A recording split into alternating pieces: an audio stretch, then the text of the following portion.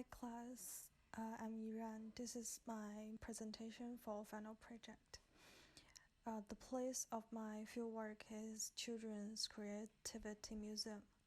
The Children's Creativity Museum in San Francisco is an innovative multimedia art and technology experience for children ages 2 to 12. Their mission is to nurture creativity and collaborations in all children and families. They believe that creative expression, innovation, and critical thinking are core to fostering the next generation. The educational approach encourages visitors to image, create, and share, a move from the conventional approach of play to one of invention. It shifts the focus from media consumption to media production. It promotes collaboration over independence and engagement over isolation. These principles are designed to nurture creativity and collaboration. There are various events in the museum which offer children a lot of choices. Children can make their own decisions about what to experience. All the activities involves art making, design, or new technology which children can benefit from. The first one I want to share is the animation lab. In the animation studio, kids and adults have a blessed learning of the basic skills of stop-motion animation. First, by creating their own clay characters and then bringing them to life on screen. The staff are always available to answer questions and offer support. All the materials needed to create an original animated film are provided. The only thing you need to bring is your imagination. The second is the community lab on the first floor has been transformed into Sketch Town. This interactive exhibit allows visitors to draw buildings and vehicles, to scan them, and interact with their creations as they populate a virtual city spanning an immense projection surface. The Sketch Town provides a fun way to learn about building communities, urban planning, city living, and transportation. And this is a short video of the community lab. The third is the tech lab. People can drop into the tech lab for daily activities such as programming robots to navigate a maze or compose and play music. Each activity is designed to promote creative problem solving in novice programmers.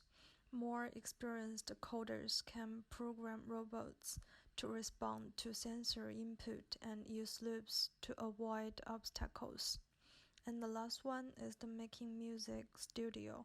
Kids are allowed to make their own pieces of music by different tools, such as special instruments and computer softwares. Also, there are costumes for them to dress up and to shoot a music video of their own or the music they like. There are also Innovation Lab, Imagination Lab, and other exhibition spaces in the museum. But these four labs are the places I mainly observed and also the places that attract the most kids.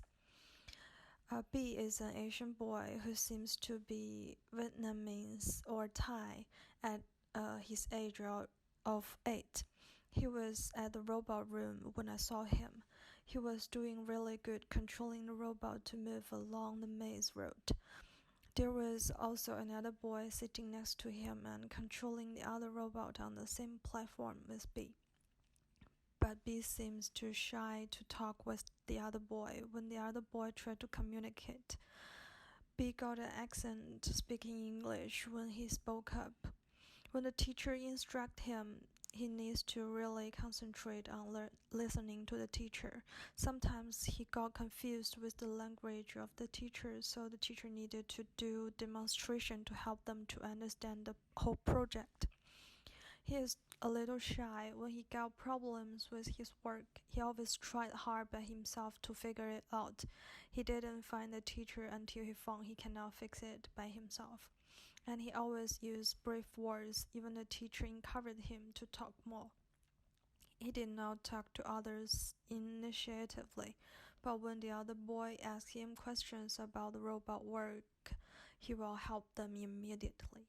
For kids like B, I think I may design some teamwork tasks on our making class and try to motivate him to group up with active kids that are willing to ask questions to others when they have problems. This is the most helpful way to lead English language learners to speak up and to practice.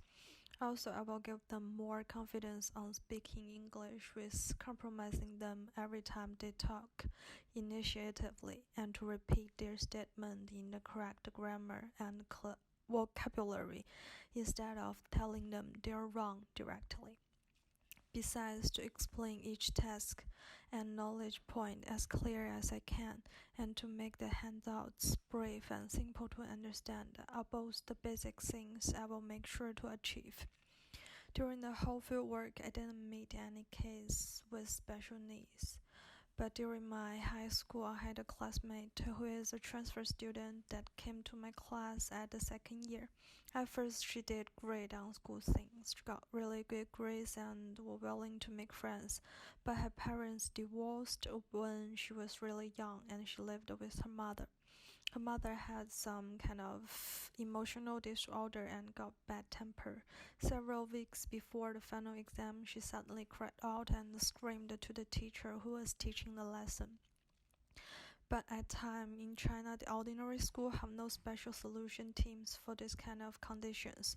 So the only thing the teacher could do was to call the doctors and her mother. After that, she took a year off. I'm not sure if he had similar symptoms before, but she seems to suffering with some emotional disorder like anxiety, depression, or pressures. I think to let her to take a year off to get rest is the right thing, but not the only thing the school could do. There is a lack of art class in Chinese basic school education, also mental health system.